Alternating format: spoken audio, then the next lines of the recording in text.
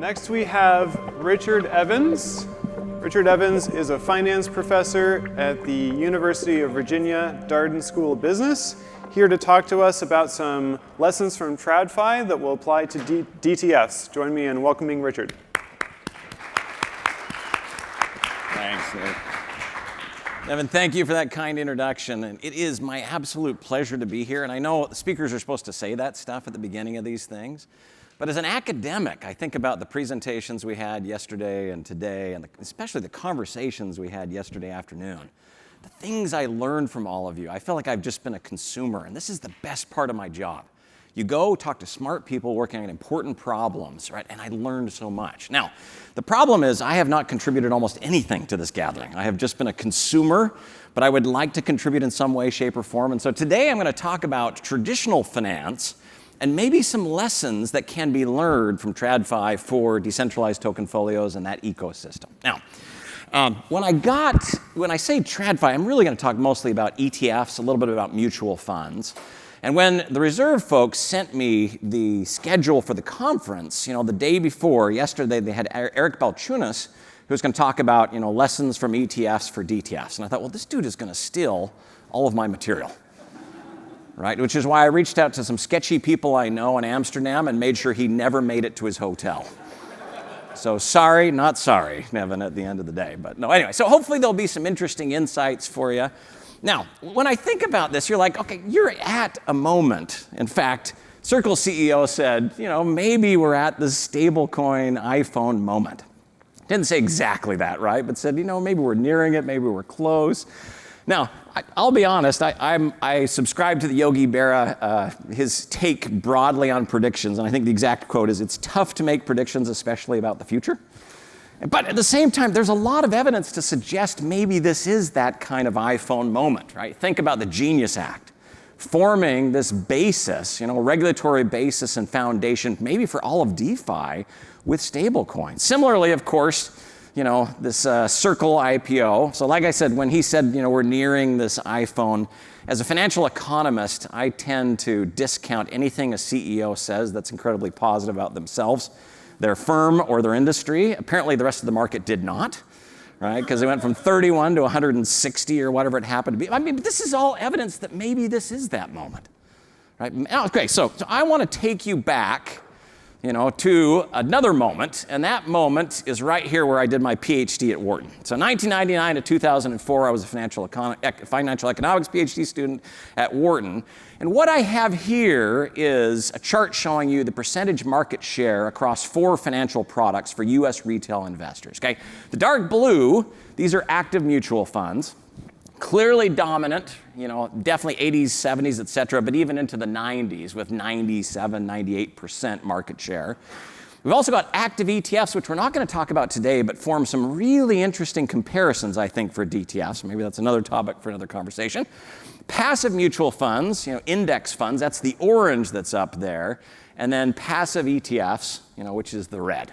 Okay, so here I am as a PhD student, and Wharton was a great place to be thinking about ETFs because we had all of these faculty members doing so many working on so many different aspects of this ETF problem, right? So there's the basket trading that authorized participants do. People were thinking about that, trading baskets with characteristics, blind baskets. There are people thinking about the APs and their arbitrage strategies, right? So futures, options, what derivatives, how do you do the short selling, et cetera. And then there were folks as well who were thinking about both retail and institutional investor adoption of these products. Now here's the thing. You look at 2002, that little tiny bit of red for ETFs, and it's pretty easy to look back and say, wow, ETFs did have their iPhone moment. That's pretty impressive market share. But it wasn't clear at that moment that it really was going to take place. Some of my colleagues at Wharton would have told you an ETF is just a really complicated version of an index fund, and we already have those.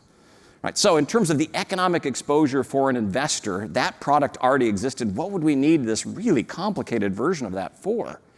Now, other of my colleagues would say, look, this is going to, a little more foresight, this is going to transform the way markets work. But as we look forward, I think about ETFs, and you can measure it on a bunch of different dimensions. For instance, you think about speed of adoptions. How long did it take to get to 20% market share For index funds, which was a superior, clearly superior financial product to active mutual funds, it took almost 47 years to get to 20% market share. ETFs, 26. And some people would say this is the wrong point to measure it. You really should start in 2004. So maybe it was really only like 15 years. So why do I think there are insights here? Because there are developments in this market that made it one of the most important financial innovations of my lifetime yet. Right? And what were those developments? Well, I think understanding about ETFs and then taking some of those lessons learned, hopefully applying them to the ecosystem that you're developing for DTFs will help for wider adoption across many investors of these sorts of products. They get ETFs now. They appreciate them. In fact, there's a bonus. You have a mutual fund, open up an ETF version of the exact same product, we find evidence, you'll attract new investors. You know, you're not just stealing investors from the old mutual fund. Both of them actually will have a boost in total assets. They get it. If you can create that analog for them in this context, you've made a powerful connection to those investors. Okay, now, so to really talk about ETFs, we have to talk about the underlying arbitrage mechanism. So the first point I want to make in terms of making this comparison, and to do that, I want to talk about the only arbitrage I've ever done. Okay, so I am in many ways a traveler. Like I spend a lot of time learning in other people's spaces, but I really have never had a real job, right? I've just been a teacher, an academic, a student my whole life. So this is it. This is the only arbitrage I ever did. And what is that arbitrage? Well, it's the Twinkie arbitrage. Okay, so now, imagine me in second grade. I was very cute, just like I am now. But in second grade, I am recognizing, I'm the youngest, I mean, we live in an upper middle class neighborhood, but I'm the youngest of 8 kids, so we were definitely not upper middle class, right? So I was enterprising and I was thinking, even maybe in my financial economist hat, I realized there was an arbitrage of sorts in this elementary school lunch market. Okay, so what is that arbitrage? Well, we had Twinkies, which, you know, let's say they're a little more now than but let's say $3 a box. And to be clear, these are the Minion Banana Hostess Twinkies. That's kind of next level Twinkie technology. We didn't have that Twinkie technology back then. So, but there were Twinkies of some variety. And the point was I could buy them for $3 and I could sell the individual Twinkies at lunch for 50 cents. Why could I sell them? Because all of these parents were sending their kids to lunch with carrots and peppers and kale chips. I mean, nothing any second grader on the planet wants to eat. Right? So I figured this out. Okay, no, so here's the question. As a financial economist, we always think in terms of arbitrage strategies, right? You always want to go long or buy the cheap asset. You want to go short or sell the expensive asset, right? So what's the strategy here? Okay, so I'm going to buy the box. I'm going to open that box and sell the individual Twinkies. Okay, and so here's the question. This is a pretty quantitative audience. So how much money am I going to make? There's too much of us lecturing. Come on, how much money am I going to make? So you tell me, what's the profit to this strategy? $2, right? So the idea is minus $3 I pay, I earn the $2. So in theory, you're right. In practice, no. There was often some inventory loss along the way. So you should never sell any product unless you have verified the quality thereof. And those banana minion tweets, they're like, I mean, they're just, okay. Now, let's imagine, as financial economists might, that a bunch of other elementary school kids, they copy my strategy and we flood the elementary school market of Twinkies, driving the price down to 10 cents a Twinkie. Well, is there an arbitrage there? Yeah. I could go the other way. Now this is the cheap asset at 10 cents a Twinkie. I buy up 10 of those for $1, put them back in the box. I very carefully glue the box shut, and I take the box back with my original receipt to the store, and I get my $3, right? So you can go either direction. Okay, now here's the thing. What I've just described to you is actually all that authorized participants do. So we can think about an ETF as a box, right? It is the outside wrapper, if you will. In this case, we've got Vanguard's S&P 500 ETF, and the box is worth $548. Now you can open up the box, and what's inside the box are the 500 securities, right? Each in their proportional amounts. I was very impressed. I got ChatGPT to use the actual weights of these securities to size the donuts. So Apple's the biggest donut because it's the biggest part of the top. Anyway, but the point is, you know, there's value. What's inside the box might have a different value than the box itself, right? So we can take Apple, Microsoft, NVIDIA, Berkshire, Meta, Amazon, all of these and find out their actual prices with the appropriate weights and say, okay, this is what's the value inside the box. This is what's the value of the box, right? And so what happens? Well, this is the arbitrage. Now I think, okay, what's cheap, what's expensive? Well, that's cheap, so what am I going to do? I'm going to buy the underlying securities. I'm going to buy a sufficient amount of Apple and Microsoft and Berkshire Hathaway and everything else, put it back in the box. Now, it turns out I have to go through the sponsor in order to do this, but basically I put it in the box, and then I go out and I sell the ETF. Now, this discrepancy in prices is so small, you would never really make money off of this, but just assume that you did, right? I mean, there are times when it gets wide enough that people do the arbitrage. So what would the profit be? Well, I would have to buy these, right? So that'd be 547, but I could sell it for 548. I make this difference. Now, it turns out it's bigger than that because I can't do it for just one. I tend to have to do it for a certain creation unit size. Each ETF has a required typically 50,000 shares of the ETF that's necessary to do this arbitrage. Plus, there's trading costs, right? As soon as I start buying the basket, I'm driving that price up. As soon as I start selling the ETF, I'm driving that price down. I need to account for that. And then there may also be a creation fee as well if I'm creating. Now, okay, so it's important we all have the same perspective, right? This is important. And the remarkable thing about DTFs is you have developed an ecosystem where on-chain you can mint these things. Right? Basically, you've decentralized the responsibility for authorized participants to do this, and that's important. It is essential. You can't have ETFs. I think you can't have DTFs unless you have that ability. However, when I think about liquidity and how liquidity is provided in ETFs, these, which we call primary market transactions, are actually only a tiny fraction of total liquidity provided. So in 2004, every $1 of ETF trading in the US, there was only 17 cents that was engaged in that kind of arbitrage transaction. There were 83 cents that was one investor, a buyer and a seller, just being matched to each other, that secondary market. Now here's the thing. That's overall ETFs. Some ETFs have very liquid underlying securities, like the S&P 500. Other ETFs have very illiquid underlying. So what about the illiquid ones? Well, let's take two examples. Emerging market equity or emerging market bonds. Here you can see the shift is even more dramatic in terms of that secondary market. So when the underlying is more illiquid, you're going to have more of this trying to match these two. Okay, so here's the key. When you think about an ecosystem for DTFs, you got to start with on mint, create these things from the underlying, this arbitrage mechanism. But actually, what's even more important in terms of liquidity provision is how you match up investors. Okay, so imagine you're a market maker, right? And you're trying to make sure that anybody who wants to sell is matched up with somebody who wants to buy. How does that work? Well, what if I told you you have a 10-second window? Anybody who shows up selling and buying in the same 10 seconds, you get a match. You're not going to have too many matches at the end of the day. What if I extend that to a full trading day? Well, there should be more matches, right? More people that come, sell in the morning, buy in the afternoon, I can match them. How this works, and there are a couple of ways to think about it, is market makers in US markets are allowed, back when settlement was T+3, they had 6 trading days to match buyers and sellers. Okay, now there's two ways to think about that. The top one is a little bit more negative perspective. The bottom one is a little bit more regulatory perspective. But really what it is at the end of the day is a short sale. So imagine Nevin wants to buy an ETF, right? I know he never would. He only buys DTFs, nothing else. But just assume, right? He's experimenting. Now, I'm that authorized participant. I don't want to trade in the underlying because it's illiquid. It'll be costly, right, to mint, if you will, or to perform this arbitrage. So I sell him an ETF, and it turns out that ETF doesn't even exist. I sold him something, and you're like, wait a second, that seems like highway robbery. This is allowed in the US? Well, actually, all this is a short sale transaction. I have sold him a share, which I immediately borrowed back without his knowledge, and I'm collateralizing it. So effectively, this short sale is a collateralized debt product.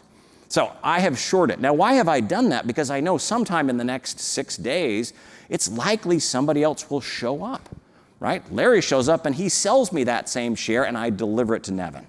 So why is that important? It's important because I can have the vast majority of the transactions take place via matching as opposed to trading in the underlying. And especially as you're getting this ecosystem up off the ground and the underlying is more illiquid, that becomes really important, how you do it and how you think about that. Okay. Now, when I think about what this looks like, so like I said, there's more negative and less negative, and I've written about both of these ways to think about this mechanisms. I actually think there might be some problems more broadly for markets in doing this, something I've written about, but I don't want to talk about today because it's not as important for our context. But when you think about this, I really think the way to think about it is in terms of short selling. Right, so when we think about ETFs, so here the blue line and the red line, this is total dollars of short interest, so how much we're shorting in dollar terms, billions of dollars, in ETFs and in stocks. Those are indexed on the left-hand side right here. Now, the green is the percentage of total short interest in ETFs. That's in the green, it's indexed over here. And what you see is there's a disproportionate amount of short selling going on in ETFs, right? Now, some people might look at this and say, well, that makes sense. I've got investors who want to speculate by short selling an ETF or hedge, and we call that directional short selling. They've got an investment strategy they're implementing. Now, that's one possible explanation. An alternative explanation is what you see with this massive amount of short interest is actually liquidity provision of the kind I just described with Nevin, right? I sell him the share, I borrow it back, I'm short, that's the short. And so when we measure this, we actually find the blue line here is total short interest for ETFs. The green here is the liquidity-based shorting, the red is the directional. The vast amount of shorting, and like I said, ETFs are disproportionately shorted relative to other securities in the market, the vast amount is due to liquidity provision, which hopefully emphasizes just how important. And when I think about how you might implement that in a DTF context, that's how I think about it, sort of a short and how does a short work and what would I think about shorting in the space. Okay. Second point I want to talk about is ETF replication and tracking error. Okay, so we had a really interesting discussion yesterday about governance of these contracts and changing the underlying asset allocation, how all of that works.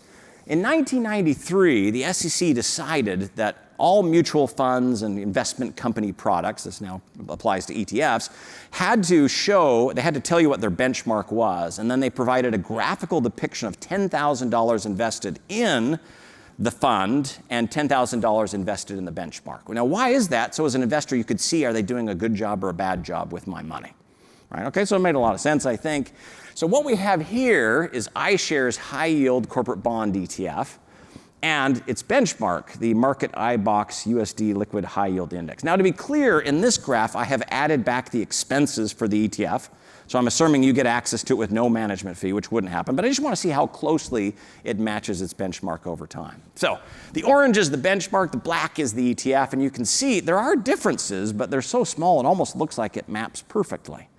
Now, those of you who understand ETFs are thinking, well, that's not surprising at all. Why? Because this ETF holds all of the securities of the index, right? And so that's why it matches perfectly. And it turns out that's not the case. Really liquid ETFs, those in US equities, are often what we call full replication. They buy all 500 stocks of the S&P 500 in the appropriate amounts. When you have more illiquid underlying, ETFs actually will do, as described in the summary prospectus of this HYG ETF, representative sampling. So they don't hold all of the securities in that benchmark. Instead, they hold a subset. Now, how much do they hold? Typically 80%, although that's a little bit deceptive, because it says 80% will be held in component securities, but not necessarily with the same weights as the actual. But 80% of the actual securities in the benchmark will be held in the ETF. But when I think about this, how do you figure out what to hold? Well, they're going to pick, this representative sampling is going to be based on several things. First, investment characteristics, right? So market value, industry weighting, fundamental characteristics, return variability, duration, maturity, credit ratings, yield, and liquidity measures, right? So what they've done is they've said, okay, we're not going to match the benchmark perfectly, but we're going to match two dimensions of risk and the liquidity dimensions of that benchmark. Now, why is that important? Well, there's going to be tracking error between these two. Tracking error is just when the return of the ETF is different than the return of the benchmark. And there's two types of tracking error. There's neutral tracking error and there's bad tracking error. Neutral tracking error is when that difference is uncorrelated with the risk or liquidity characteristics. And when I take that ETF, put it in my portfolio, all of that tracking error will get diversified away.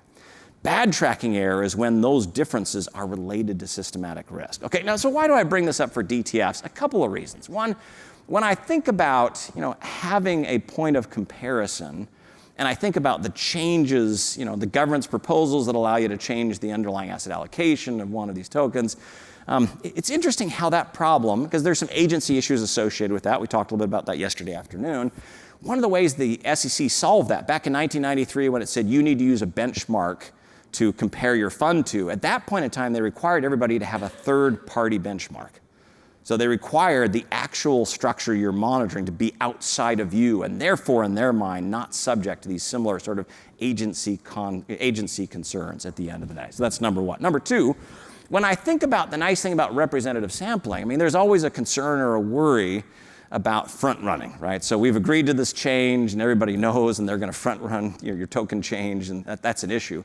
Here, if there's a change in the benchmark at the end of the day, you're not committed to implementing every part of that change. You just have to implement from a factor perspective, from a correlation perspective, those things. And so in some ways, it helps to alleviate, maybe not fully solve, but the front-running problem, because I haven't committed to an exact security.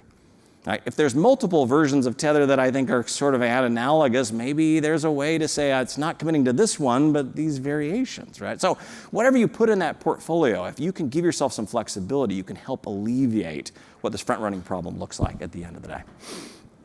Okay, now here's one other aspect which is important. When you think about this representative sampling, they also allow themselves 10% of their assets to be invested in derivatives, right? Now, so maybe this would have to be tokenized futures, derivatives, et cetera. I'm not sure exactly how this get implemented, but this is an important part. Without that other degree of flexibility, it is really hard to match your benchmark as closely as they're able to do, as you see, gross of fees at the end of the day.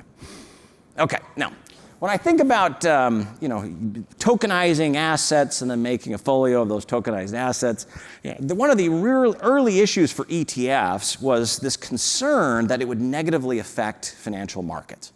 So imagine these underlying assets are high-yield bonds, right? So back in the day, before ETFs, retail investors really didn't trade in these things. Not many institutional investors traded in them. It was a pretty illiquid, fragile market. And the concern was, as soon as you add an ETF, investors will migrate from the underlying to the ETF, right? So in some ways, that's what you want. However, if too many investors leave this ecosystem, then all of a sudden this becomes illiquid in a way that hinders the functioning of the ETF. Now that's one liquidity effect. So this Nam and Holden paper made an important point, which said, well, okay, yeah, but there's a secondary liquidity effect as well. There may be a bunch of sidelined investors, individuals who did not have access, think of those as retail investors to these high-yield bonds, and they didn't have access until you created the ETF. All of a sudden now they do have access, and that access will then increase liquidity because it'll drive more arbitrage transactions into the underlying as well. So as you're thinking about new products, the secondary channel is often way more important than the primary channel, right? And so they tested this for high-yield bonds. What do they find? The blue here, these are high net worth investors and individual investors. The blue is how much of these bonds they held before the ETF was added. And here, to be honest, they have this really, I know this is irrelevant to anybody else, but as an economist and econometrician, they have this really beautiful identification where they can take bond by bond within this, anyway, like you don't care, so that's fine. But the point is, these results are really precise, like really, truly precise. So what do you see? The red portion is actually, as soon as they added the ETF, the increased holding and trading in these underlying illiquid securities. So you can see the liquidity growing by those holdings. In fact, you can measure the trading costs themselves. All right, here's the estimated trading costs overall for the investment grade bonds, for the high yield bonds, for the 144A, these are privately placed bonds. Blue is what it was before, and orange is the effect of adding the ETF. So it actually improved liquidity if you've attracted additional investors, right, to that DTF. Okay, now governance. So the Investment Company Act of 1940, you probably could guess by the dates, came not too long after the Securities Act of 1933 and the Securities Market Act of 1934. And so the Investment Company Act of 1940 set up mutual funds to look a lot like a regular company. Right? So there were, shareholders, but instead there may be investors. There's a board, right? The fund management company, so if a corporation, you think that would be the CEO, and then fund, replace this with whatever the firm is. Okay, so they set it up, I think what they designed in 33 and 34 looked about right. They thought this is a great way to get a sense of how we should structure governance for these investment vehicles. Okay, fair enough. Now here's the issue though. If you actually look at this mechanism, you can think about the analog between a firm and a mutual fund. So for a firm, right up here, this is a little bit too dark, but right up here would be the CEO. And the question is, for publicly traded corporations in the US, how many CEOs get fired? I think the average tenure is a little less than 3 years, so it's pretty consistent. Now, what about fund management companies? I mean, this would be the equivalent of Fidelity for the Fidelity Contra Fund saying, we're going to fire Fidelity and make it the T. Rowe Price Contra Fund. So it can happen, it almost never has. So you're like, well, wait a second, maybe this board governance isn't working. Okay, so second concern, who appoints the board initially? Right? You can imagine the initial seed funding from the fund often comes from the fund management company. So the initial shareholders are the same as the fund management company. So the board gets appointed by the fund management company. So then you're a little worried about that possible conflict of interest. And the last one is, with many of these investment advisory firms, unitary boards, they'll have one board that oversees 50, 60, 70, 80 different products for the same investment advisor, often meeting over the same weekend to look at these. Now, I think as I first looked into this problem, I thought, wow, board governance is totally failing for these investment vehicles. And then I read the seminal paper by Gene Fama, the Nobel Prize winner, and Jensen in '83, where they said, listen, you got to think about two different things, board governance and market governance. Right? What is market governance? Well, imagine I own shares in a company. Right? So that company, it's $100 a share, but I believe with the right CEO in place, I've done my own intrinsic valuation, given the assets in place for the company, it really should be worth $200 a share. I mean, it's what every active manager does, right? Here's the market price, here's my own internal valuation of this company. Now, if it's $100 a share, but it really should be worth $200 with the right CEO, as a shareholder, you're beholden to the board. I mean, you could sell for $100, but you're missing out on that other value. So you have to rely on the board. The board is incredibly important. Board governance in that context matters. Now, for a mutual fund, remember, you don't sell your shares, you redeem them. So literally, it's almost as if you take the small portion of the company that is yours, and as opposed to selling it to somebody else, you liquidate that portion. It would be analogous to you walking into the headquarters of whatever that stock was and say, listen, your stock's trading at 100, but it should be at 200. I'm liquidating my shares. I'm going to take that laptop, those tables, and that monitor over there. Right? So, but it doesn't happen with corporations, so we need the boards. For mutual funds, you can vote with your feet and liquidate. Right? Now, is that important? It turns out it is. Right? So as Fama and Jensen explain, what is the role of the board? It's really just against monitoring agency problems against which redemption of residual claims offers little protection. For example, fraud or outright theft of assets.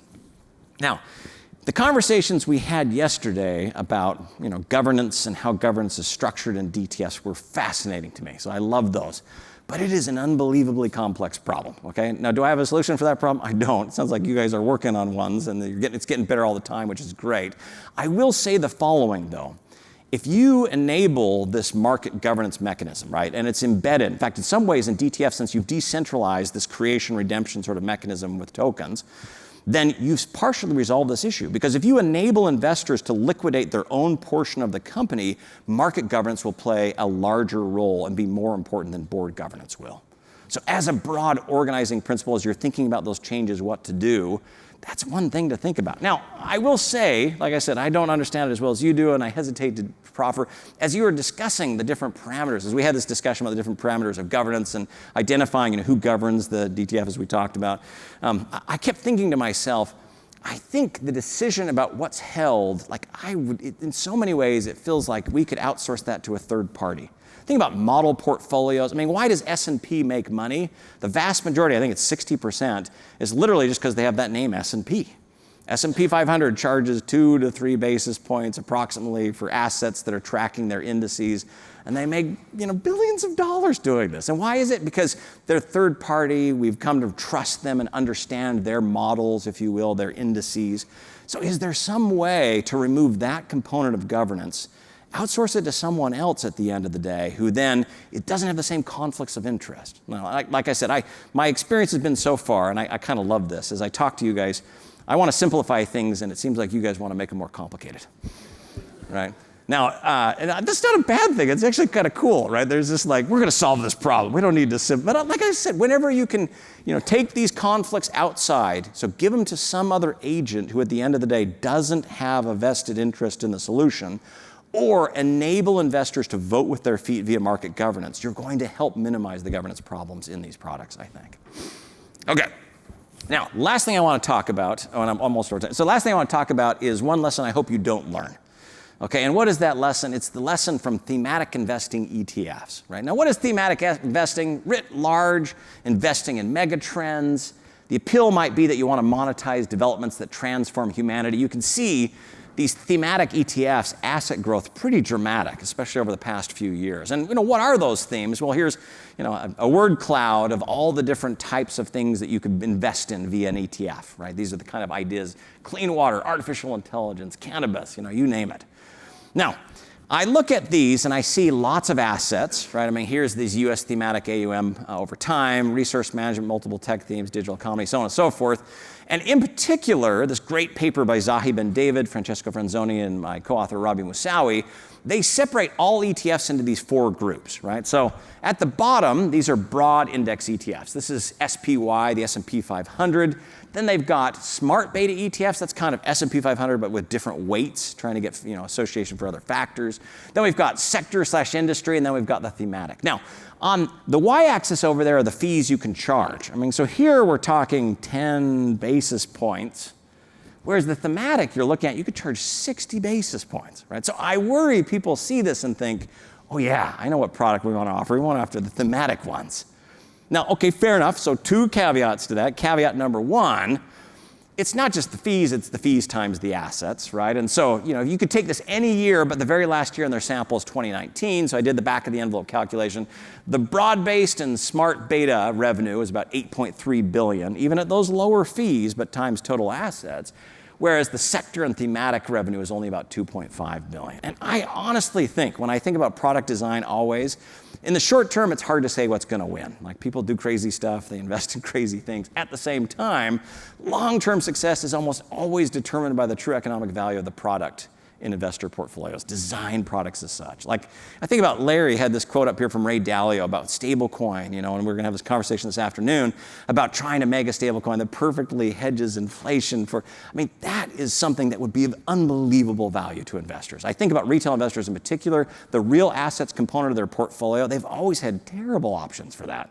I mean, you go to much larger investors, what do? They own oil wells and they own construction companies. I mean, they explicitly own the assets that will change in value based on inflation. But for retail investors, you could solve that problem. That is something in my mind has true economic value, and that should be the design. Okay, now here's my last attempt, and like I said, this may backfire, but this is my last attempt to try and convince you that these thematic are really not that great for investors, and long term, it's not the right product design approach. They did this other thing which I thought was cool, where we can see when the actual products get launched. So date 0 is when these ETFs get launched. You can look 36 months before, 60 months after, right? So think about broad-based ETFs. What happens to the return? So this is the cumulative return, risk-adjusted. You can see there's a little bit of a run-up, right? I mean, products do get launched when performance has been good, and so there's some interest. But going forward, it performs about the same. But you look at thematic ETFs, and literally, they get launched not at the bubble, because it takes a few months to launch them, but almost immediately thereafter. So the peak of the bubble is when they get launched. This is performance before, right, of the index, so everybody wants to invest in this thing. That's the performance afterward. This is no way to generate long-term users of your product, I think. So like I said, I showed this at another conference, and I think I had the exact opposite effect. Everybody's like, awesome, let's do that. So it is what it is, but like I said, long term, right, what truly succeeds in financial markets are those things that offer value for investors, right? And I feel like, Reserve and many of you who are working at Reserve, you've got the right approach to this, to really trying to find solutions to things that will make people's lives better at the end of the day. Okay, so ETFs are one of the most important, and when I say most important, I measure that on 3 dimensions, right? Speed of adoption, impact on financial markets, of which they've changed dramatically the way financial markets work in the US and globally, and total assets, right? It is the most important financial innovation of my life so far, right? Now, are stable coins at it? Like I said, I hate predicting. I think it's terrible. Nobody's good at it. I'm not going to make a prediction today, but man, there's some evidence that you are all in the right industry at the exact right time, especially in the US today, with the way regulatory frameworks are changing. But as you design these things, I hope these are important insights. Right? Liquidity provision. It's not just that underlying arbitrage mechanism that matters. It's really matching buyers and sellers. That will prevent you from having to do anything in that underlying illiquid space, so on and so forth. So anyway, with that, let me go ahead and say thank you so much. Appreciate it.